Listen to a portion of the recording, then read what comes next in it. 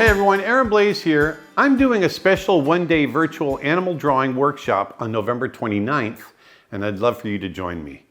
We're going to start at 11 a.m. Eastern and go until 5 p.m. with a short break in the middle. Now, throughout the day, I'm going to walk you through my entire process for creating expressive, engaging animal art using traditional media. In the morning, we'll warm up with gesture drawing on newsprint and then shift over to drawing on a toned surface to explore structure, rhythm, and light. In the afternoon, we'll take everything further and move into a more finished mixed media approach, watercolor, gouache, ink, and pencil to create layered, refined pieces.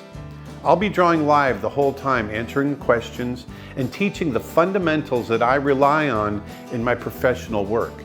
So whether you're new to animal drawing or you've been at it for years, this is a great chance to push your skills, loosen up, and learn techniques that you can use right away. You can sign up at creatureartteacher.com/live, and I hope to see you there. Thanks.